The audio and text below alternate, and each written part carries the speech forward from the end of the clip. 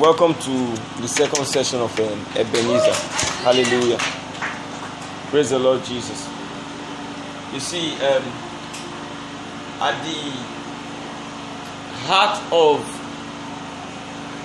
God's leading of His people is the Word of God. God never leads His people outside His Word. Hallelujah.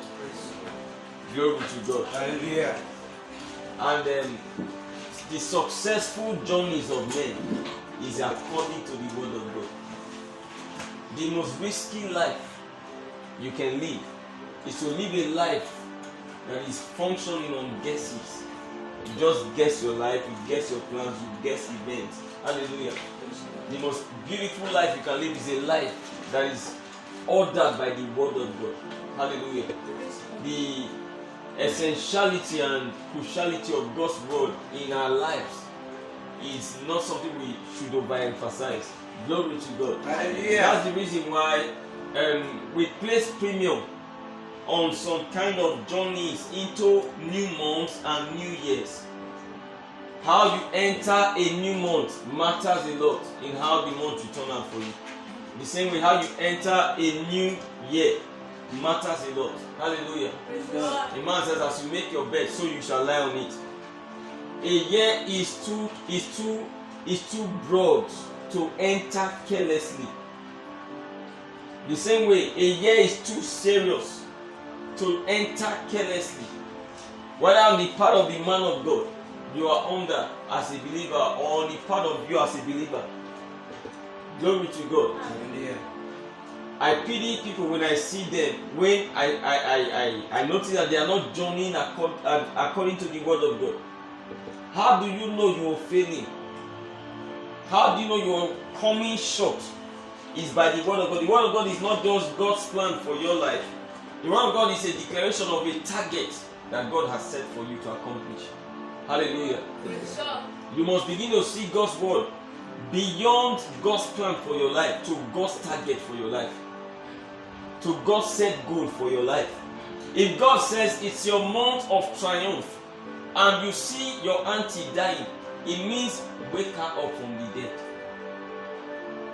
If God says it's your month of rejoicing and you see sorrow in your family, it means send it packing, send that sorrow to pack.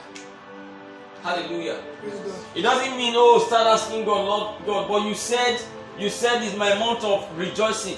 Why are we mourning in our family? God says, I told you so that you can know how you are supposed to be living. I told you so that you can become your target for your life. I'm not just telling you what I planned for you. I am telling you what you are supposed to have as an experience. Glory to God. Hallelujah. That's what the Word of God is. So, by prophecy, the Word of God comes to His people. By prophecy, the plan of God comes to God's people. By prophecy, God's target comes to God's people. Hallelujah. How did I know that we were performing less than we were supposed to perform? By the Word of God. The Lord told us in 2020 that we are rounding off. That was our year of the supernatural. Hallelujah. So we entered the year. January passed. I didn't see signs and wonders. Glory to God. Hallelujah. Now I wasn't worried. I was challenged. This thing, when I say signs and wonders, I mean specifically healing miracles, not financial miracles. Those ones are regular in our midst. Hallelujah. Glory to God. Hallelujah. We always bust financially. That one, no shaking about that. So I wanted something much more than that. Much more than the financial breakthrough. Much more than that kind of general well-being. I needed something greater. Hallelujah. And so I kept my eyes and my attention on the Word of God. And beyond that, God came and told me much more. And told me some specific prophecies about the prophetic. And I Lord, those things are going to start manifesting in our midst. And the Lord told me, begin to teach them about the gifts of the Spirit. I'm like, wow. The Lord said, yes, teach them about the gifts of the Spirit. You want to see them manifest the supernatural. They can't do it without an understanding of the operations of the gifts of the Spirit. So, in 2020, we taught 3 times. apart from I think 3 times. The time I taught it and 2 other times, the gifts of the Spirit. So I taught it in a meeting, and we reviewed it through the year, so that word of God can be fulfilled. And thank God, in 2020 we recorded miracles. Hallelujah. We recorded signs and wonders. We recorded mighty manifestations of His power. Hallelujah. That's because God said it, we believed it, and we pursued it. When God speaks a word to you, it's not to relax and be waiting for God to fulfill His word. When God speaks a word to you, it's for you to get into action. If God says it's your year of wealth, it means go and put your hands to work and manufacture wealth. Remember, it says it gives them power to get wealth. Hallelujah. Now, we are joining into 2021 today by the word of His power. Glory to God. Hallelujah. And the Lord says to tell you that the year 2021 is our year of territorial dominion.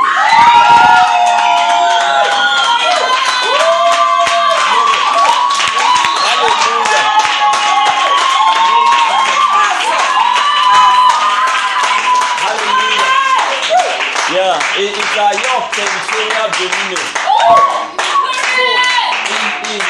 In 2021, we are going to be emphasizing dominion. Hallelujah. The teachings, the messages will be talking dominion, so that you can finish the year as a governor. Do you understand? As one who has been able to govern his area. The Lord said, this year you're going to be conquering your territory. Hallelujah. You're going to be subduing and controlling your space. What do you mean by your space? Your space is your job. Your space is your area where you stay. Your space is your residence. Your space is your business. Your space is your career. Your space is your investment. Hallelujah. This year you're going to be governing your space. You're going to be in charge of your space. No more accidental rising. You want to explain how you're rising. Someone asks you, how did you become who you are? How did you get to where you are? You should be able to explain it. Hallelujah. Praise God. It's a year of divine influence, says the Lord. Hallelujah. Praise God. So this year, the Lord is going to be communicating things to you that will help you walk in influence. Influence is like a spirit. That's what makes men attracted to men. It's called influence. Hallelujah. Influence is why men submit to you. Influence is why men want to follow you. Influence is why men want to help you, want to walk with you. Influence commands favor. Hallelujah. Praise God. So these are the experiences that heaven is expecting from you in 2021. That word is God's plan for us, and that word is God's target for us as a ministry. He wants us to conquer this space. Not just this space called the nation.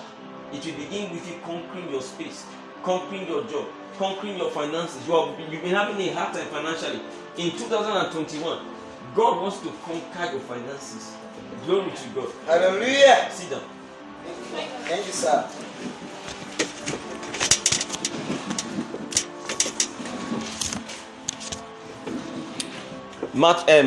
Acts chapter 19, verse 20.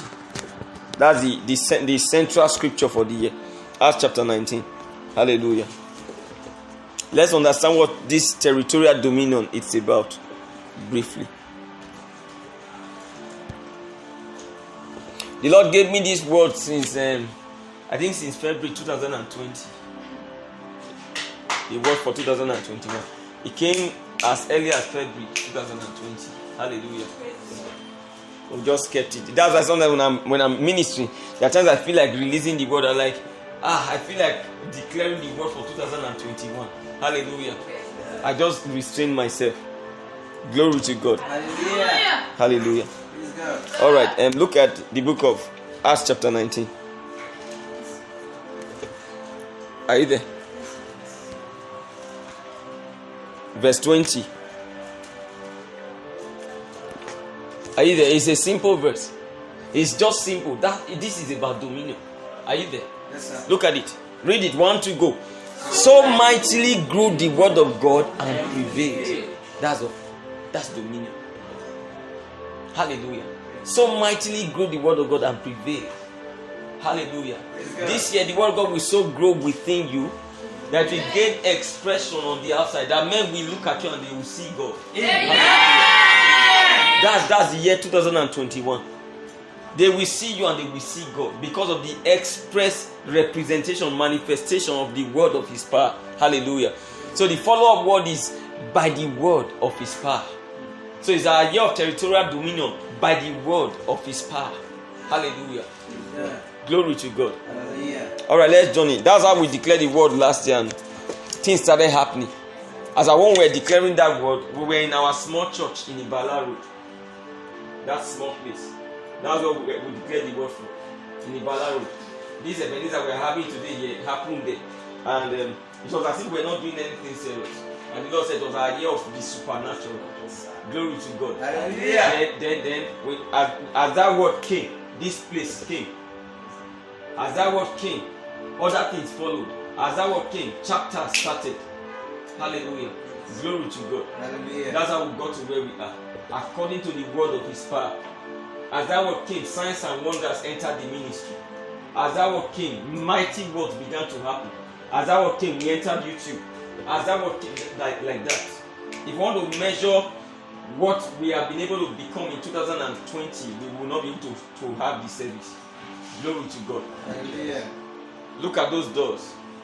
Those doors you are seeing, they are very expensive. Hallelujah. They came yesterday. Glory to God. Hallelujah.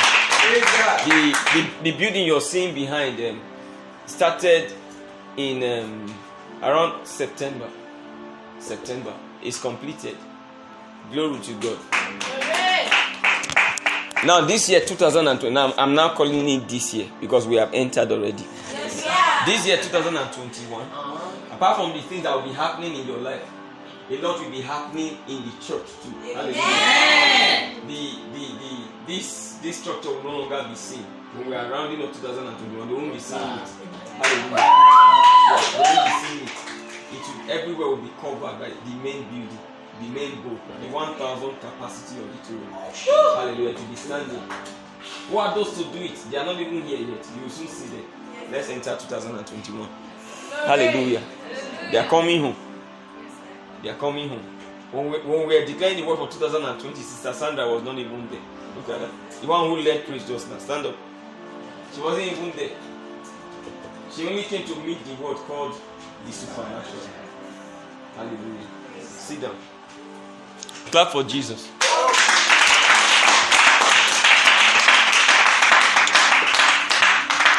All right.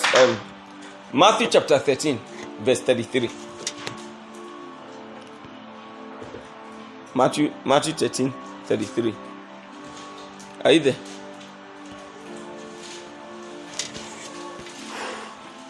$33. Are you there? Yes, sir. Okay. Another parable spake he unto them. This is dominion hidden in the scriptures. The kingdom of heaven is like unto leaven, which a woman took and hid in 3 measures of meal, till the whole was leavened. She just took a little leaven. What they use in making bread, like yeast, and put it inside the dough, and the next thing everywhere was full. Hallelujah. What you saw under Joseph in Egypt, while Joseph was alive, that Israel prospered and they became a mighty people in Egypt, where they were supposed to be strangers, is called dominion. Specifically, it's called territorial dominion. Hallelujah. It's what you take into a place. You host the place. In no time, men recognize that God is in this school. God is in this land. God is in this environment. Hallelujah. There's an anointing for territorial dominion. That anointing is going to be coming on you right from this moment. It's coming on you. Hallelujah. It's the anointing to govern. I'll tell you what dominion is. Dominion means 3 things. Hallelujah. 3 things. Okay, maybe I should make it 4. 4 things. Hallelujah. The first meaning of dominion is to rule. Rule is Hebrew rodor. It means to rule. The second meaning of dominion means to reign. Hallelujah. R-E-I-G-N. A king can rule and not reign. The reigning is the enjoyment of rulership. Glory to God. Hallelujah. The reigning is the enjoyment of rulership. For instance, a pastor can be ruling and not reigning. As a minister, you can be helping people, doing a lot for people, laboring for people. Then when they have testimony, they go and testify in another church. Hallelujah. When they want to sow, they go and sow to another man of God. Yes. It means you are ruling, but you are not reigning. You need to reign means to enjoy your office. Some people are in business, you are not enjoying your business. This year, there is an anointing that is coming on you for reigning. You will begin to reign. Amen. Hallelujah. The Bible says in every labor there is reward. When the reward is missing, the reigning is absent. That's the second meaning of dominion, means to reign. The third meaning of dominion means to tread down. To tread down. Hallelujah. To tread down. That's what we do to enemies. We tread them down. We tread them under. To tread down. Jesus shall tread upon serpents and scorpions, and over all the power of the enemy, and nothing shall by any means hurt you. His dominion is describing. To tread down. So that it will look like there are no enemies in your family. And they exist, but they just can't act because you are in control. The fourth meaning of dominion is control. Hallelujah. Control. They just can't act. If you come to my family now, you won't believe that that there used to be evil people in that family and demons and all manner. You won't even believe. You won't see any sign. So what happened to them? We send them on a permanent holiday. Hallelujah. Permanent holiday. We crushed them under, so they don't have a voice anymore. Glory to God. That's what we're going to be doing in Elisha in 2021. It will appear like enemies are not in this land. Hallelujah. Praise God. In this land, you start business will be struggling. But there's an anointing you're going to take into your business. The business will stand and it will keep rising and flourishing. Amen. How many meanings have I given you for? The fifth meaning of dominion is government. Hallelujah. To govern. Government is the fifth meaning of dominion. Hallelujah. Those ones are enough for us. Now, when you reflect on those meanings, then you will know what God is expecting of you in 2021. Hallelujah. Gone are the days where your business should rise accidentally. When they ask you, how did your business go? You say, I don't just know. It just happened. I just started seeing it. No. You should be able to explain it. Hallelujah. You should be able to explain it. How did your prayer life become consistent? That you now have a mastery over prayers. You should be able to explain it. Glory to God. Hallelujah. Even Gabriel could explain the unexplainable supernatural concerning the birth of Christ. Imagine Mary asking Gabriel, how shall these things be? And he said, my sister, only God knows. What kind of statement is that? That's not what Gabriel said. Gabriel said the power of the Most High shall overshadow thee. Now you are talking. Hallelujah. Yes. Even though it was hard to explain, Gabriel still explained it. He didn't say, my sister, how can you ask that kind of question? How you will be able to get pregnant? Don't you know it's an abomination to talk about how God impregnates people? No. He talked about it. He said the power of the Most High will overshadow thee. He said, and the thing that you will see in you shall be called. Wow. So suddenly he just summarized it and he had gotten to the child already. Hallelujah. That's it. Someone asks you, how did you become blessed financially? How did you make it financially? Don't say, my sister, I don't just know. I just thank God. No. How did you become the scholar of your class? You should be able to explain it. Hallelujah. Glory to God. Hallelujah. Alright, let's journey. Genesis 1:26, write it down. That's the first place the word dominion was mentioned in the Bible. Genesis 1:26. Hallelujah. Then Exodus 1:8. Write it down. Luke chapter 10 verse 19. Write it down.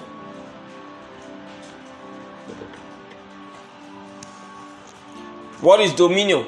Right. Dominion is increasing internal control, finding expression in increasing external control. Increasing internal control, finding expression in increasing external control. That's dominion. So it means it begins from the inside. Dominion begins within. When we're having K&K on Sunday, I began to explain to you how dominion works. Connecting Isaiah 9:7, the government and the peace that the prophet mentions. Isaiah mentions of the increase of his government and peace, there shall be no end. The word government means dominion. The word peace is the effect of dominion. So you can measure your dominion by the peace you are enjoying in your life. And peace is in 3 dimensions. Hallelujah. Praise God. The first dimension of peace is peace of heart. The second dimension of peace is peace of mind. The third dimension of peace is peace of life. Hallelujah. And we will illustrate them in Philippians chapter 4 verse 6. Paul says, be anxious for nothing. He said, in all things by prayer and supplication with thanksgiving, let your request be made known unto God. He said, and the peace of the Lord which passes all understanding will garnish your heart and your mind. So there is peace of heart, then there is peace of mind. They are not the same. They are not synonyms. He said the peace of God will furnish your heart first and your mind. Without peace of heart, there can't be peace of mind. Glory to God. New Testament and Old Testament. Hallelujah. Then the scripture says, thou wilt keep him in perfect peace, whose mind is stayed on thee. That's peace of mind. Peace of mind. We began to talk about it. How to have peace of mind. What happens that a man begins to have peace of mind? Why some of you always troubled? You are troubled because there is something that is missing, that is regularly missing in your life. Is the word of God. Hallelujah. Is the word of God. The Bible says the Lord shall speak peace to his people. So everyone God carries peace. With it, he carries peace. So if I give my mind to thinking on God's word, I will manufacture the peace of mind. It is something we manufacture. Hallelujah. And it is to the extent of your dominion. We began to connect government and peace using the natural government to explain it. We said, for instance, America is naturally more peaceful than Nigeria. And we said the reason is because the government is more in control than the Nigerian government.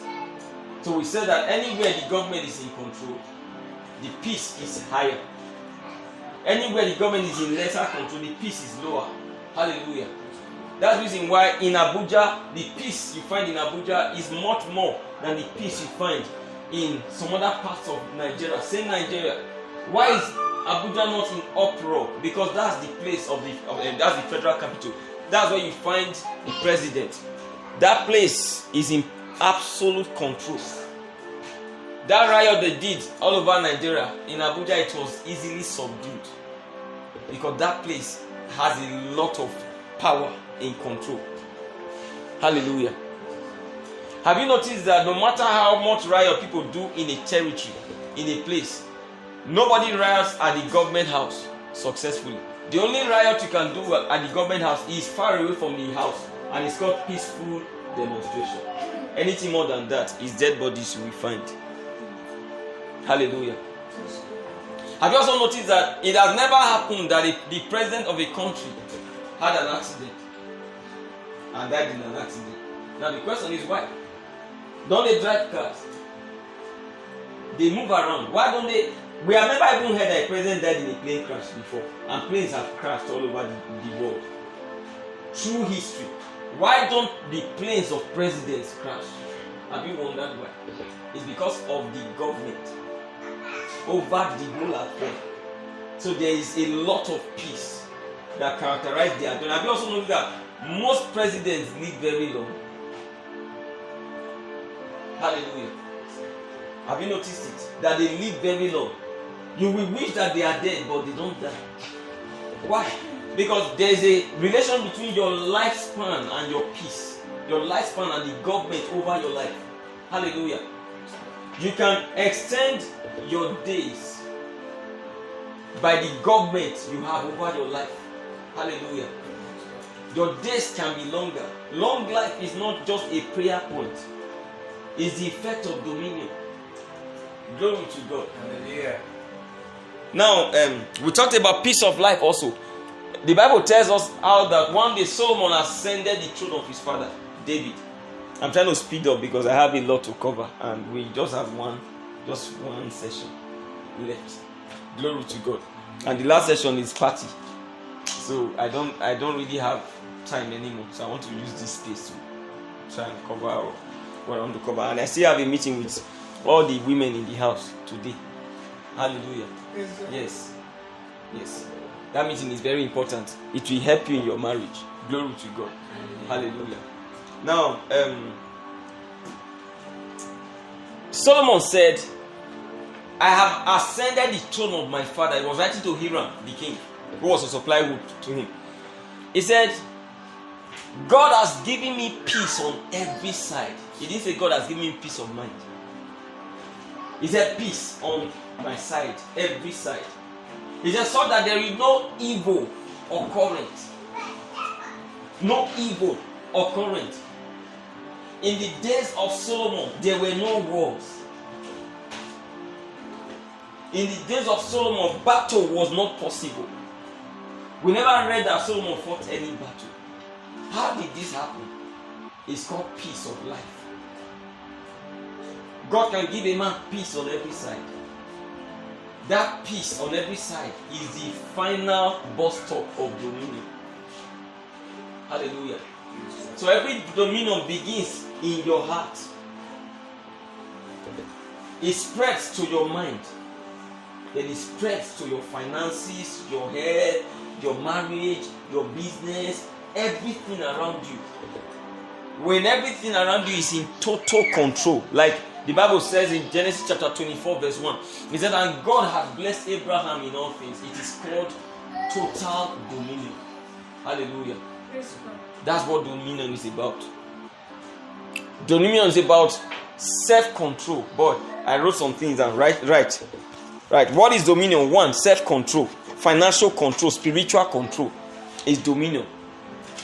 That one will say we call self-control that someone makes you angry and you restrain yourself rather than vibrating, you calm down, you hold yourself in, you hold it in. It's called dominion. It's dominion. That's dominion working from the inside. Hallelujah.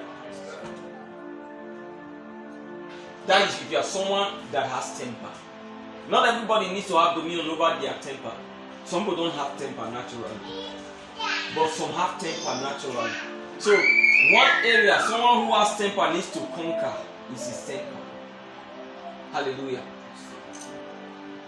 Some people don't have financial issues.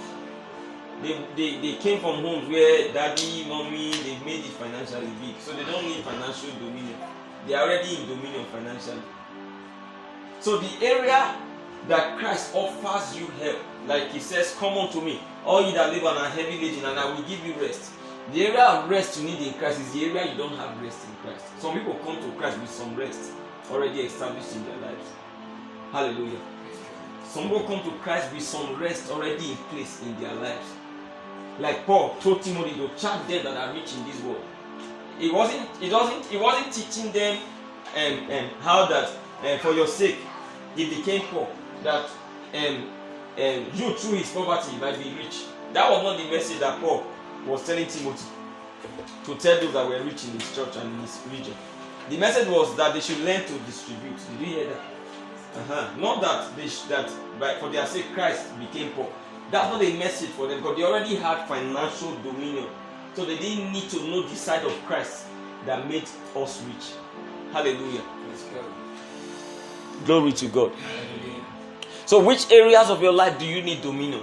The areas of your life that are bankrupt of Christ are the areas you need dominion. And the Lord is asking you to go conquer those areas. You're struggling with prayers. You need spiritual dominion. You need to conquer that your prayer space. And how are you going to do that? You need to understand prayer. You need to understand yourself. You need to understand your environment. Hallelujah.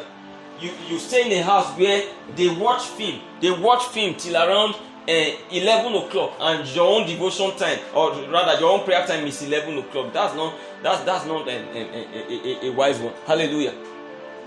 You stay in a house where the house church begin by 5 o'clock. Everybody has to wake up to start cleaning, and your prayer time is 5 o'clock. It can't work. Hallelujah. So you've got to understand the mystery of prayer. You've got to understand yourself. You've got to understand your timetable, the timetable of who you're staying with.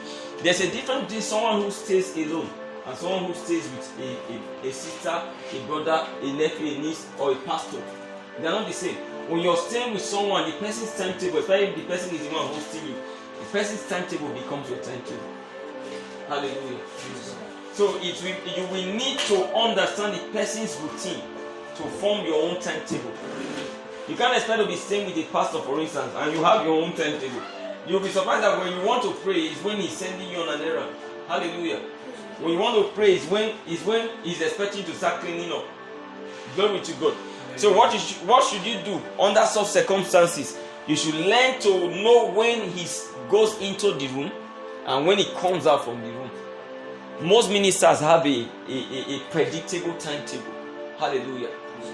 Predictable timetable. If you're staying with the man of God, you know that they don't just come out anytime. And they don't just go in anytime. They have a structure they follow. Hallelujah.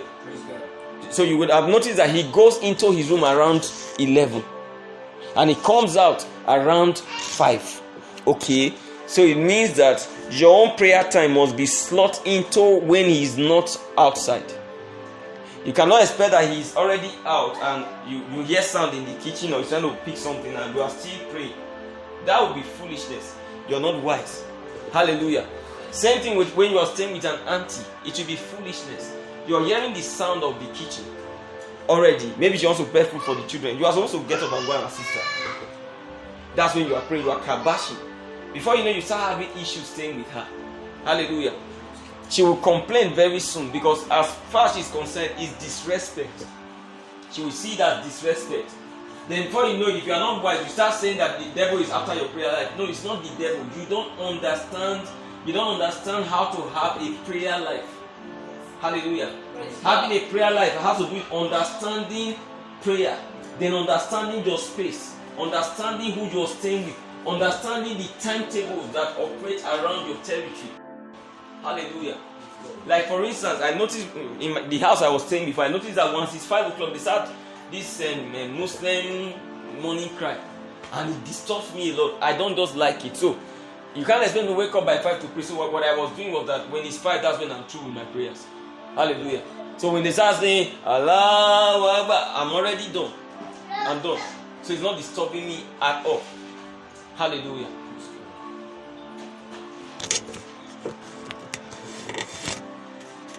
Philippians 4:7, peace of heart.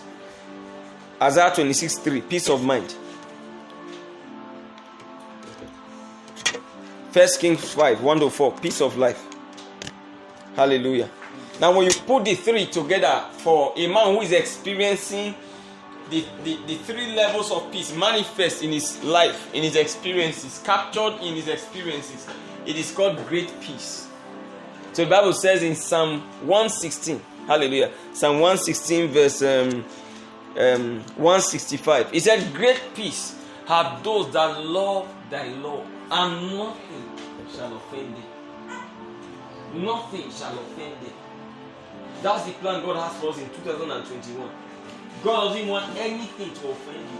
Hallelujah. Not sickness, not poverty, not disease, not anger, not disappointment, nothing at all. He said nothing shall offend them. Hallelujah. For that to happen, it has to be great peace. Great peace is peace of heart, peace of mind, peace of life. Hallelujah. Glory to God. Hallelujah. I hope that's enough for you.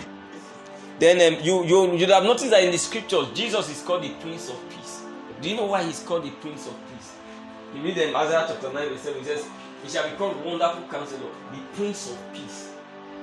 Why Jesus called Prince of Peace is because of his conquests, and his dominion. Hallelujah.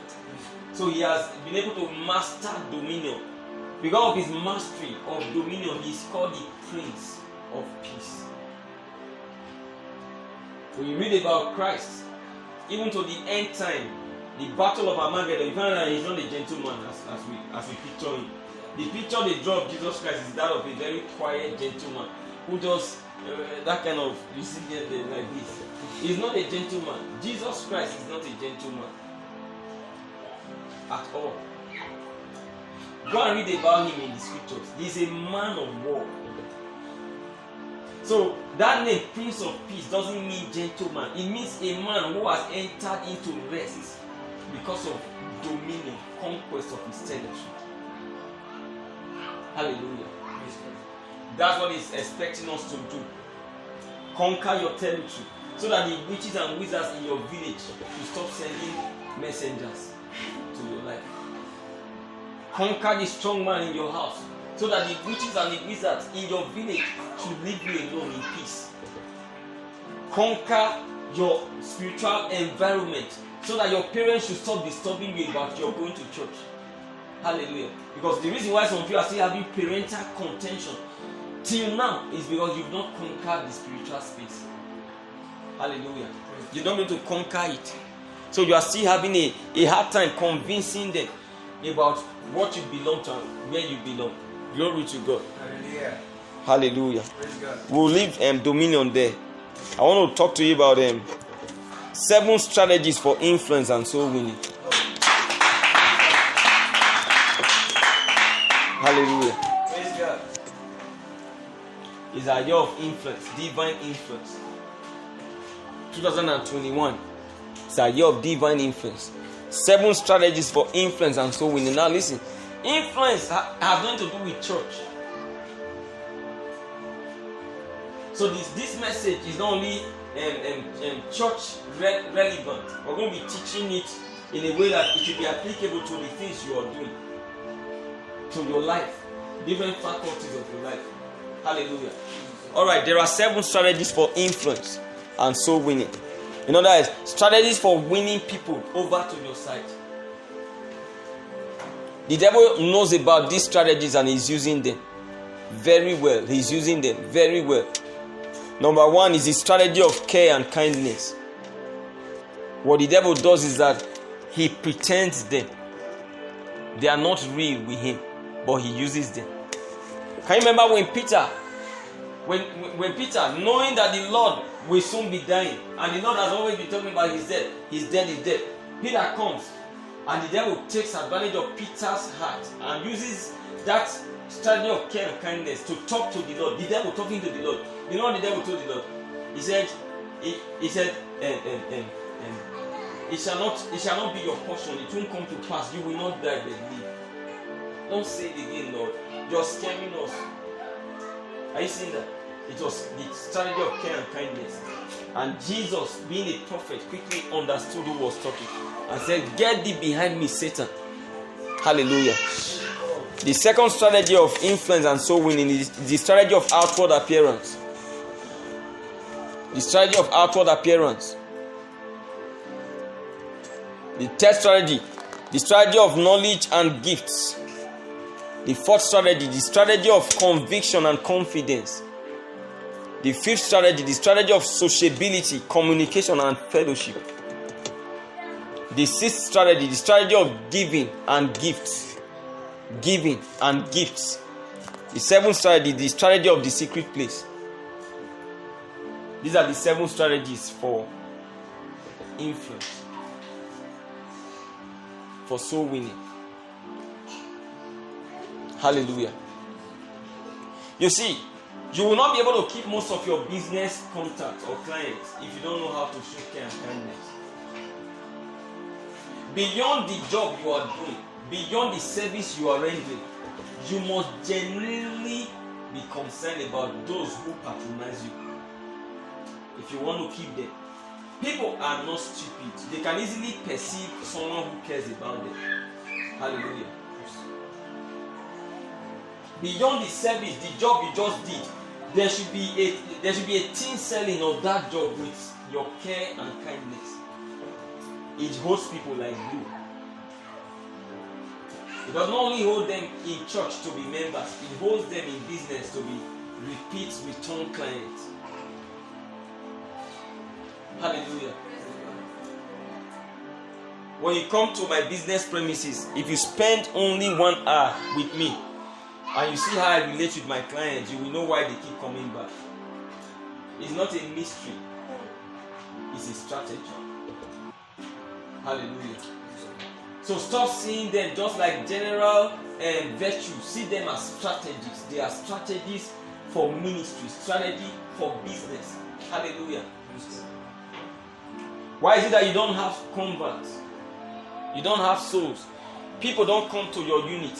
You invite them, they don't come. The reason is because you are not caring. You are naturally not a caring person. That's why. You are just concerned about their coming. You are not really concerned about them. That's why. People cannot be able to follow you or continue with you or come to be with you when you're not a caring person. You've got to be caring. It has to be part of you. Hallelujah. It's a strategy for winning people to your side. How was the devil able to convince 3/4 of the angels of God to follow him against God? It was the strategy of care and kindness he was using. One of the strategies he used it. We saw it with Jesus, the one he did through Peter. So that's what he does. So Paul wrote and said, the devil does appear as the angel of light. He appears as an angel. You know angels are kind. Hallelujah. That's what he does. That's why the devil has a lot of fans. A lot of fans. A lot of followers. All over the world. The devil doesn't look for people. People look for him. Hallelujah. That's the strategy he uses. The second strategy. Okay, write down the scriptures. 2 Samuel chapter 9 from verse 107. Where David was talking about how that who is left of the house of Saul, so that I may show kindness unto him. As we read it, we find out that the house of Saul is talking about someone from that house had shown him kindness before. What was that man's name? His name was Jonathan, the friend of David. David wrote about Jonathan and he said the love of Jonathan is like the love, he said it surpasses the love of women. That means women are supposed to be naturally caring. So when a woman is not caring, there's a very big question mark on that human being. When someone is a woman and she is not caring, the question marks on that life are many.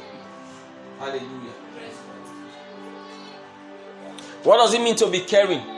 It means to relate with the challenges of people, the problems of people, the situations of people, the discomfort of people like they were your own, and to come up with a solution to fix that situation.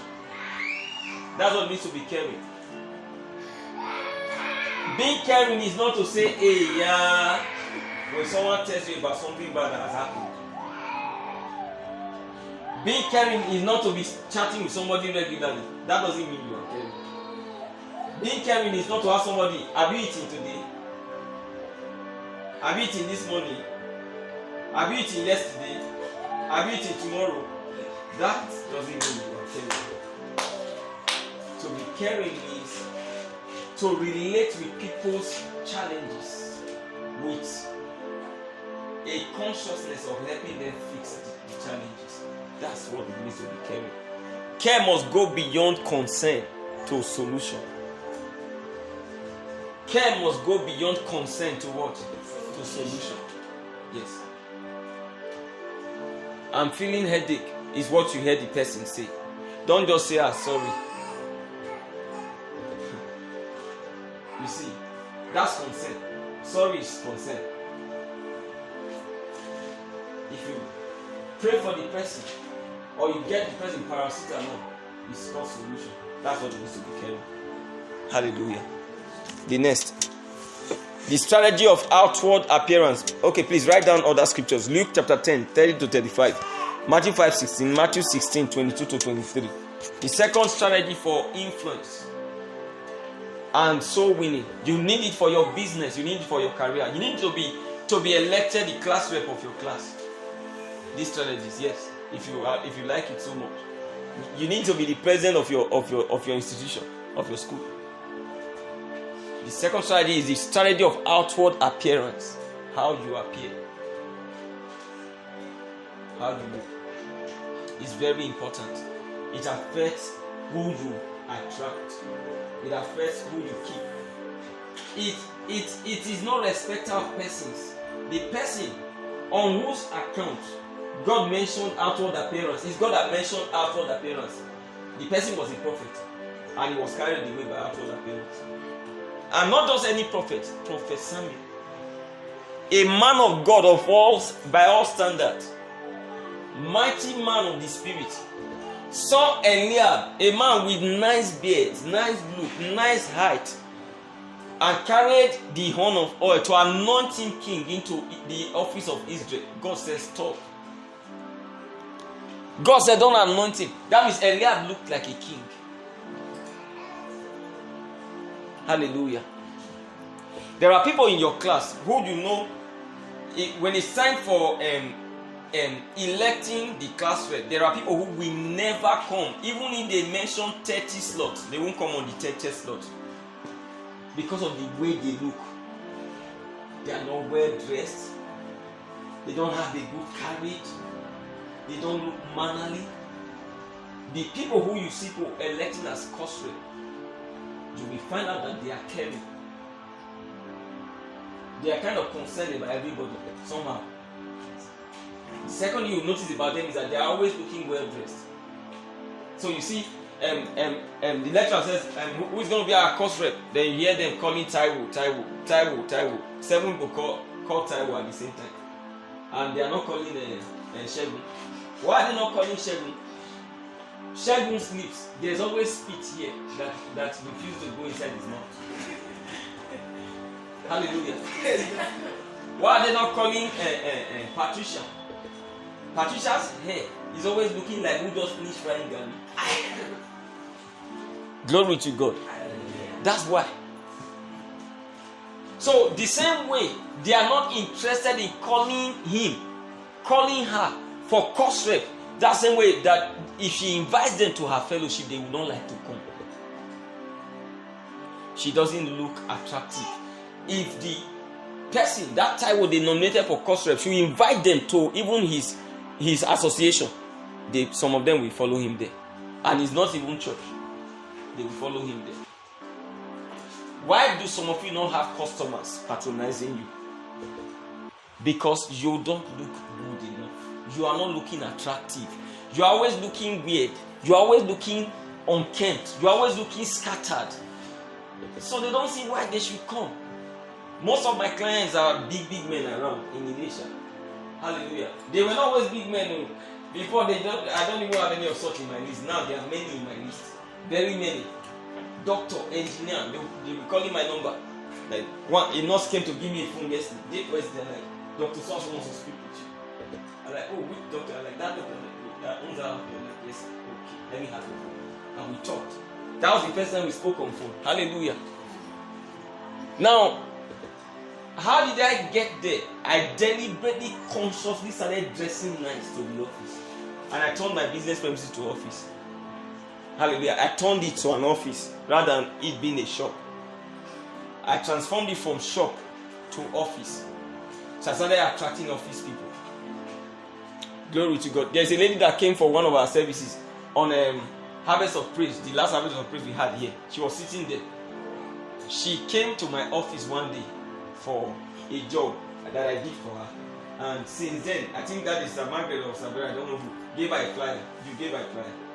So since then, she has been calling the number on the flyer and told Joshua's number. And she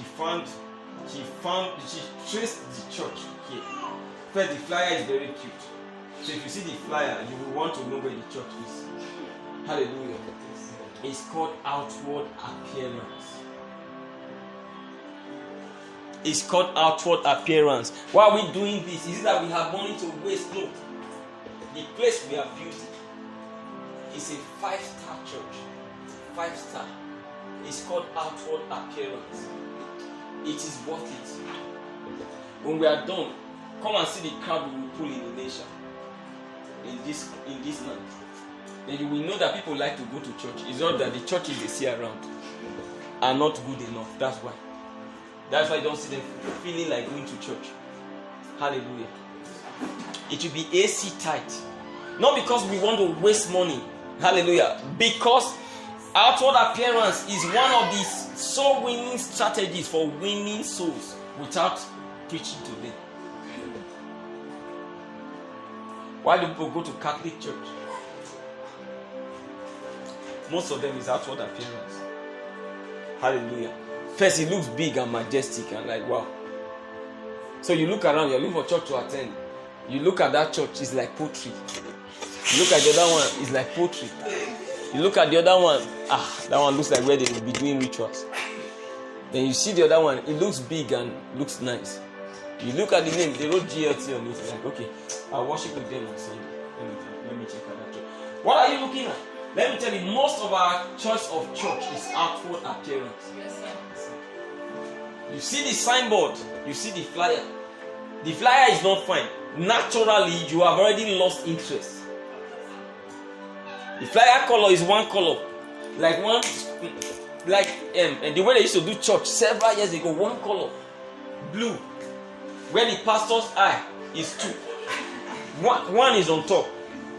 The other one is under. Is the pastor's eye. Hallelujah. How many of you know the flyer I'm talking about? Glory to God. You need it for your business. I don't care what you're selling. Sell it looking cute. You will see the patronage that will follow you this year, 2021. Sell it looking cute. When they come in for jobs, when I appear, you will think that I am coming from one big company like that. I'm serious. Until I bring out my measuring tape, like you're surprised. I thought he came for some official trip. Yes. Then by the time I'm through taking measurement and he asked me how much is my bill, I give him bill. Most of them are not able to price. Because there are people when you see the way they appear, you naturally know that this person, you shouldn't price the offer he gave you. You just agree for his price. There's a way you will appear as someone who came to fix a rich man's door in his house. You want to fix his door. There's a way you appear that he will give you 1.5 when you are through with the job. There's a way you will appear. I promise you, it cannot give you less than 10,000 naira. The same job done, but two different prices paid. Hallelujah. I want you to go and work on that area. Outward appearance. It's a strategy for winning souls. You're having your cell, your fellowship, your GU, your small unit in where you normally have it. Make it cute. Even if it's in front of your house, make it cute. There's a way you just make it. It's small but it's cute. You just attract people. Arrange the chairs neatly. Let it be lighting. There should be light there in case it's already dark. Put things in place. Just put the place neat and nice. Then you see whether people will not start coming. They will start coming. Then you are to preach, you are a girl. Make your hair look good. Look nice. Look presentable. Look attractive. Dress well. If you don't do outward appearance, you will soon lose everybody around you. Until one day nobody is coming. Nobody is coming. Because you've compromised what you are doing. I went to a place yesterday to buy suit. As I walked into the place, I was disappointed. Oh God. First of all, I had checked the man's DP. Status rather. No, DP. Before I went. So, the man I saw, first of all, scared. I was just not comfortable. He wasn't looking like a suit seller. Now the question asked me, how should a suit seller look? He should look cute. Because suit means suit. It means suit. It means sweet. You should look cute. You sell suit. You look like someone that sells okika. Hallelujah. So I managed to go with Bro Joshua. When I got there, guess what I met? I met mat for children. Spread right over the whole place, and the children were lying down like there. The wife was feeding a baby on the right. Everywhere was looking scattered. I actually thought we missed our address. I now checked, like, it's the place. Why? No light. The place was just dark and looking somehow. Not the worst part, no rechargeable to even put on. It was already evening and dark.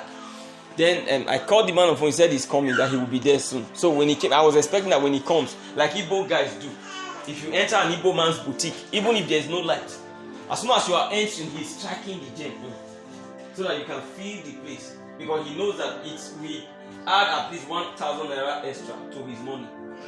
Hallelujah. So the man finally came. He just sat down. I was like, hey, which suit you say you want by that time? Like, what about it? Like, he didn't put on any light, nothing. It was my phone light I was using. Now, I want to ask you a question. Like, how much do you think I should pay for that suit?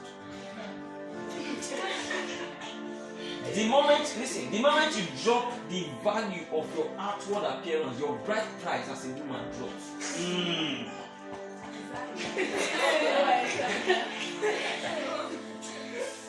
As you drop the value of your premises appearance, your business premises, the price of your goods drop. As you drop your social media appearance, your DP, the picture on your DP, the picture on your status, your price drops as a web designer. There is just one photo someone will see, and he will just price you down. He wanted to pay $100. The moment he saw your photo, he just brought his mind down to $20. Yes, that's how it works. There's a person he will see as the web designer in suit with tie, looking like a CEO. I promise you, he will not dare to price less than $80 for the job, and he will pay it. He will ask you, are you the one on that photo? You say, yes, I am the one. Like, can I do a video call? Let him do it. He makes a video call. You are looking just like what you look. You're like, okay, thank you, I'm satisfied. And he makes the offer, and he pays ahead of the job. Hallelujah. That's how it works. If you see the mechanics in Lagos, you won't believe that they are mechanics. The ones in Lagos, if you see them, they are always looking neat. You wonder, are these mechanics? What about the ones in Ilesha? If you see them, the ones in Ilesha, they and their boys. Hallelujah. Number 3, the strategy of knowledge and gifts. 1 Samuel 16:17 is man looks at the outward appearance. 1 Samuel 16:17. Whether it's a man of God or it's not a man of God, his outward appearance everybody looks at. Except God now interrupts it by the supernatural. We look at outward appearance. When you see a man of God telling a fellow man of God, God, I can see that God is with you. He is talking about outward appearance. If he came to the church and he didn't see members, he won't say that to the man of God. One, if he came to the church, he didn't see them in their permanent side, he won't say that about the man of God. He came to the church and he saw that the man of God is looking like life is hard. He won't say that I see that the hand of God is upon you. The reason he's saying that is because he has entered the church. He has seen and sized the pastor. He has seen the things around. It's obvious that this man has made progress. So he will tell you that I see the hand of God upon you, like his outward appearance. Hallelujah. The strategy of knowledge and gifts is used for soul winning too. Knowledge and gifts. Hallelujah. The devil uses it a lot. When you read in the book of Ezekiel 28 verse 13, the Bible describes the things that God put in Lucifer. No wonder they were attracted to him. A lot of things inside. Gifts. He was so gifted. So it was so easy to deceive them over to his side. Your gifts are for attracting people. If you can sing, whatever it is you can do, they are for attracting people. Some of you are so talented that I wonder why you are not attracting anybody. Why? Some of you can dance very well and yet you are not attracting people. Why? Those things are what people look for. People like people who can dance, who can sing. They are very attractive to people. People easily follow such people, whether they are ministers or they are not ministers. So why are you not attracting people? And another thing, it is very easy for someone who is who has a particular gift to attract someone with a similar gift. If you're a singer, you should be able to win into a ministry people who can sing. That's what it means. If you are a keyboardist, a drummer, you need to win people alike into ministry. Hallelujah. Those things are giving you to attract souls to Christ, to attract people to Christ. Hallelujah. Glory to God. Your knowledge is needed to improve the quality of people that flock you, people that come to you. People like to come to people who know what they are doing. Hallelujah. Same thing with ministry. You need mastery to grow ministry. Hallelujah. Mastery to grow ministry from one branch into another branch. Hallelujah. Ministry doesn't just grow by itself. There are ministers who, when they are preaching, you don't know what they are talking about. Hallelujah. I'm not nothing. It's the truth. You don't know what they are talking about because there's no mastery in terms of communication of the gospel. There's a way to preach the gospel that it will bless anybody who listens to it. There's a way to preach and you won't bore people. Even if they were feeling sleepy, they will be able to sustain through the service. There are people who, even if you are not feeling sleepy, as soon as they start preaching, you start feeling sleepy. Hallelujah. But there's no mastery in terms of handling the whole process. Glory to God. That mastery is knowledge. It's called knowledge. It's a strategy for soul winning. It's a strategy for making progress in your business, in your career. Hallelujah.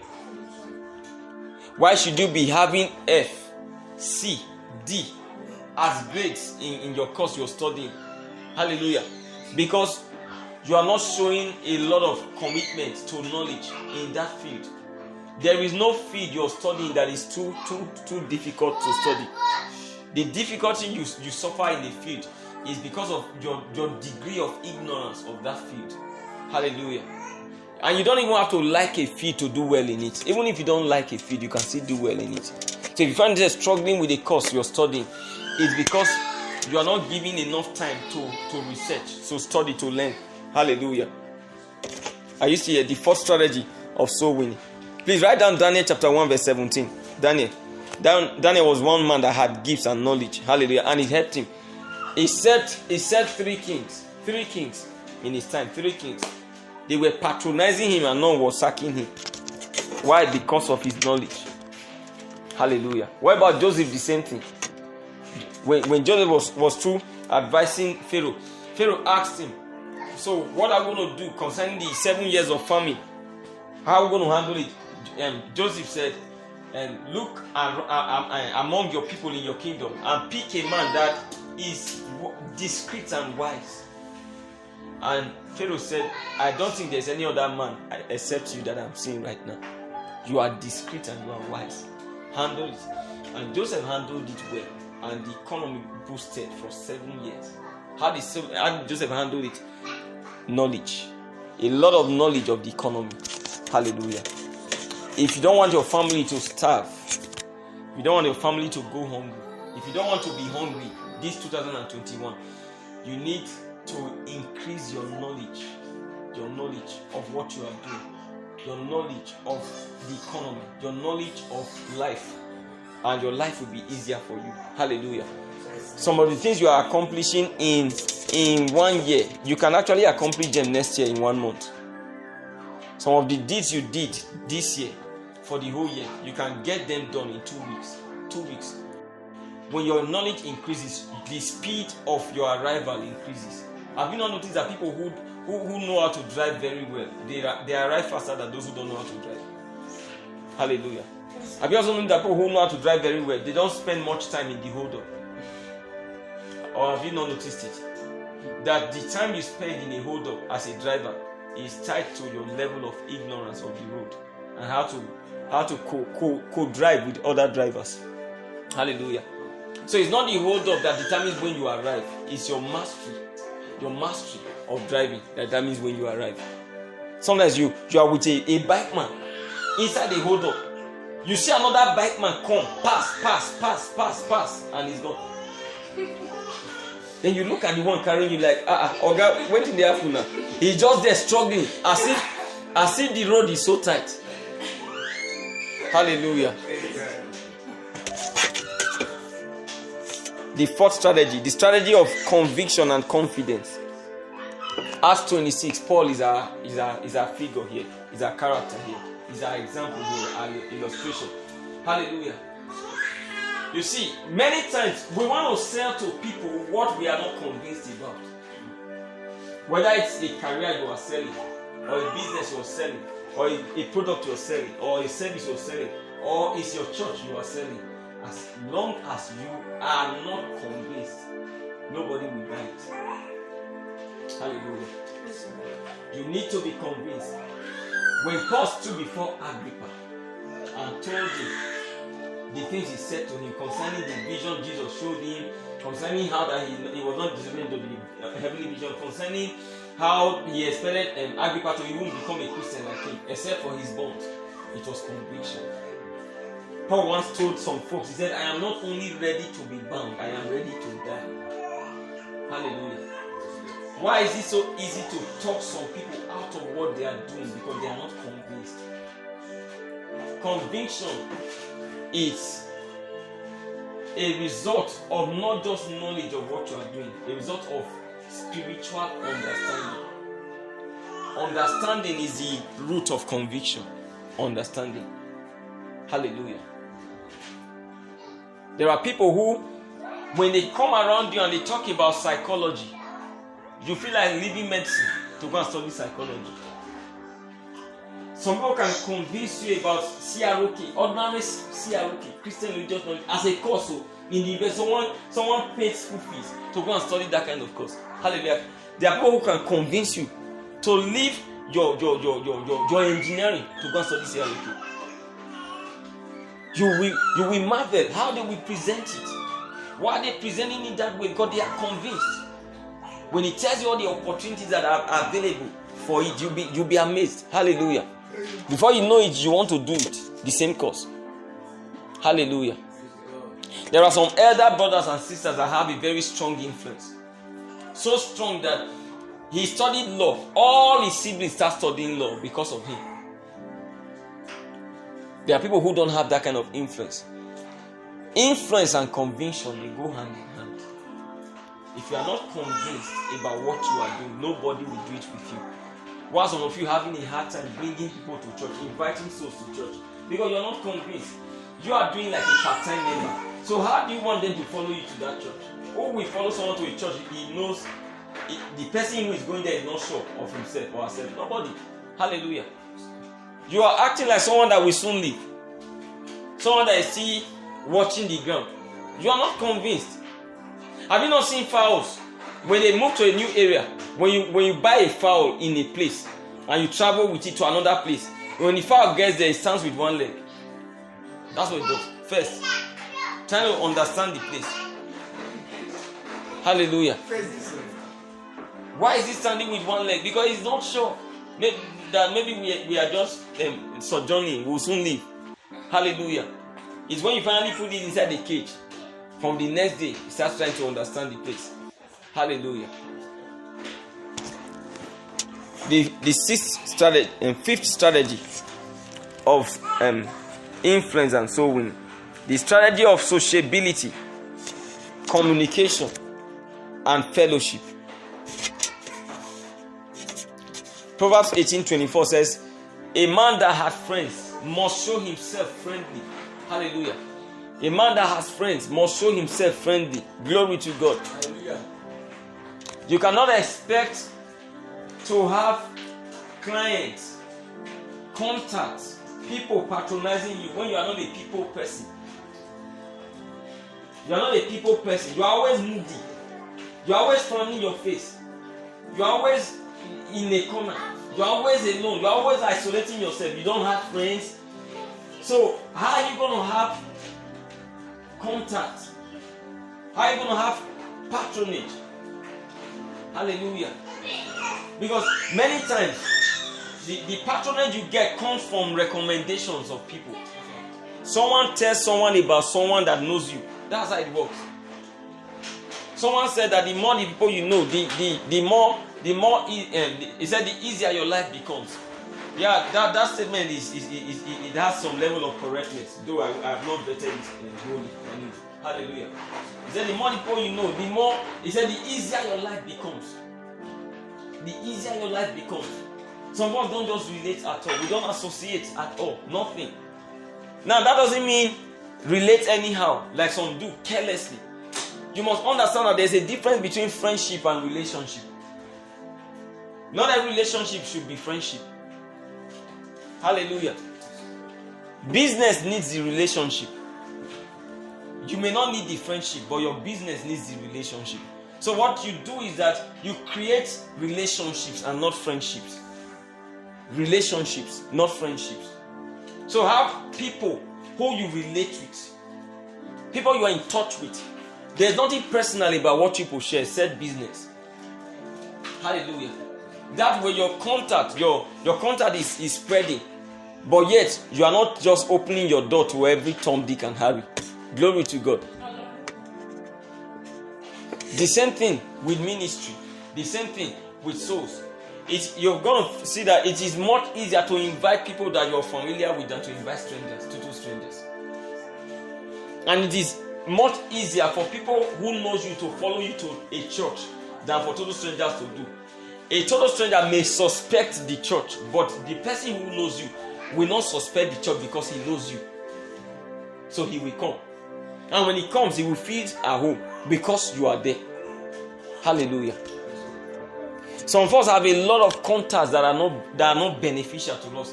You see somebody's Facebook friends and likes, plenty likes, and yet the person is broke. It means that you are having junks as contacts. Those are junks. If you have a kind of friendship that can give you likes over 100 or at least 100, you should be able to be having financial flourishing. Your finances should be balanced based on that number. Hallelujah. Among them, you should be able to have a lot of patronage based on that number. If that's not the case, then you need to have a fresh list. Hallelujah. A fresh list of people who can be beneficial to your life. Don't surround yourself with people who are not useful to your life. Hallelujah. When someone is on your list for a long time and the person is not liking, is not commenting, is not liking, is not commenting, is not patronizing, remove the person. Give him 1 year and remove him from the list. Hallelujah. That's how to do it. Replace the person with another person. Someone is on your phone contact list and no call.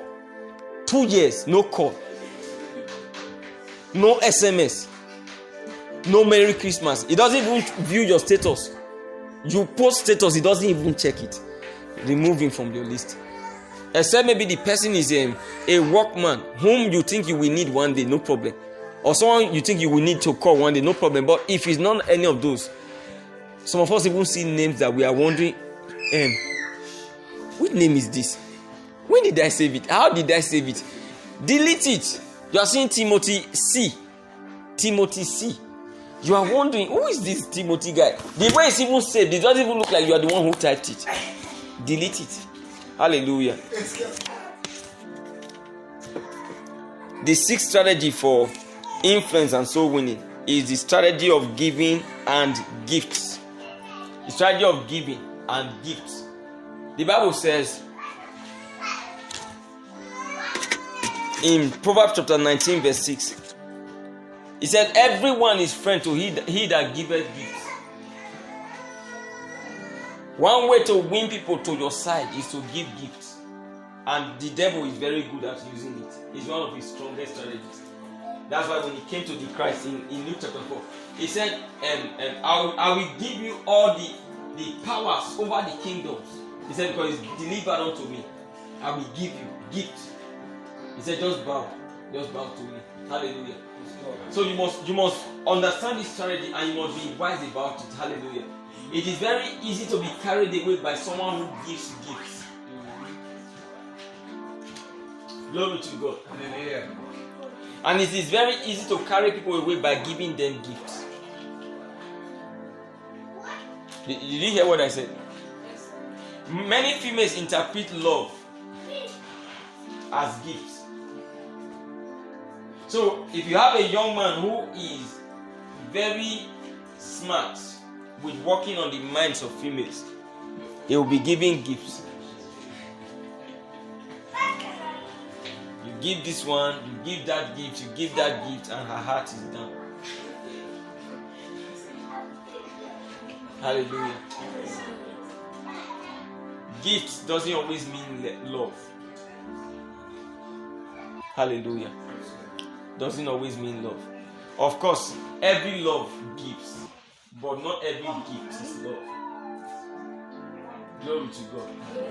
So one strategy for attracting people is to give gifts. I was asking one of my co-businessmen, like, what are you giving us for your gift?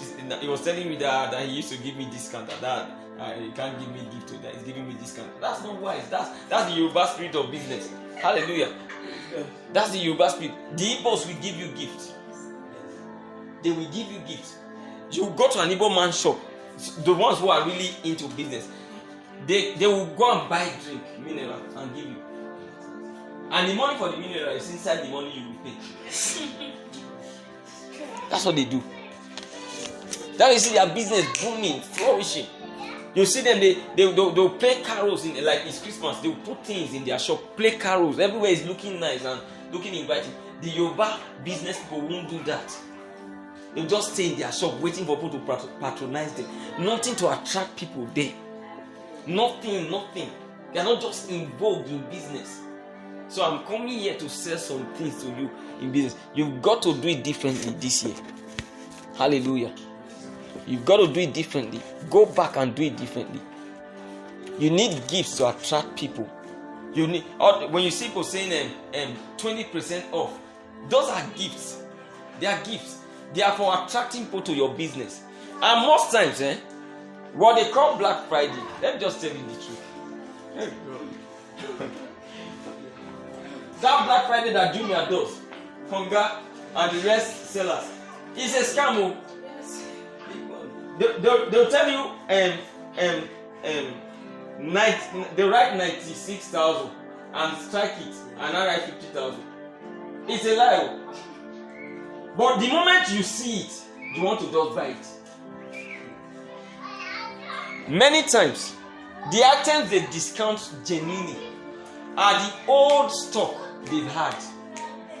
Like old stabilizer, old laptop that nobody has bought and it's been there, they will discount it.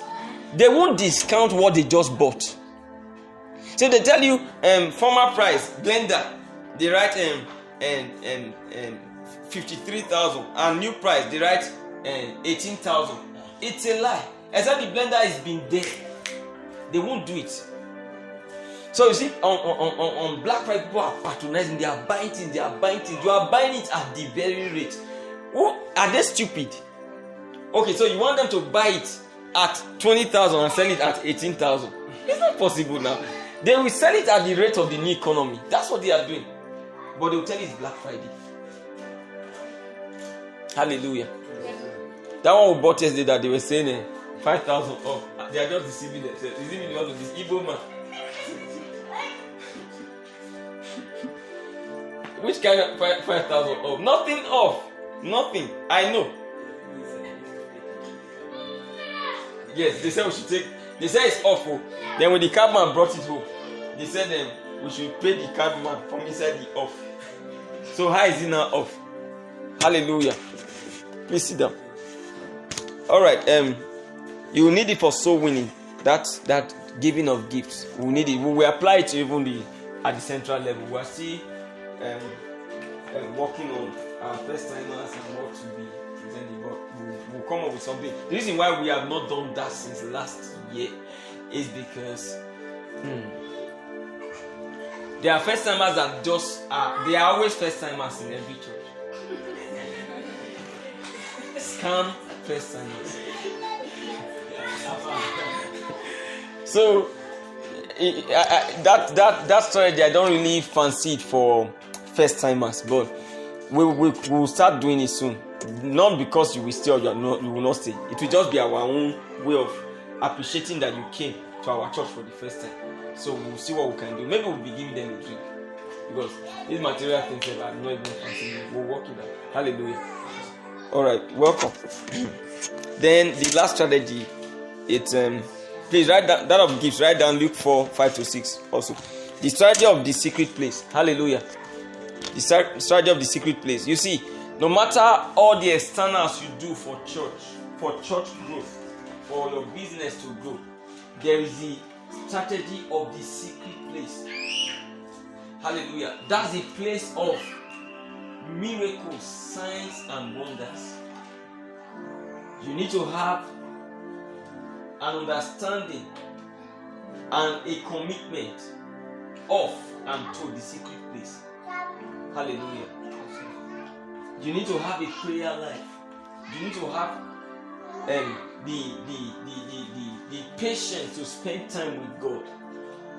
You will wake up every day into your miracle in business and in ministry. Every day will be wow to you. Hallelujah. That's the place where most of the external things you see that are happening are done.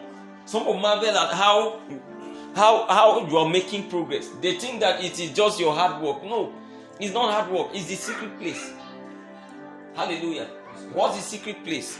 That's the place between you and God.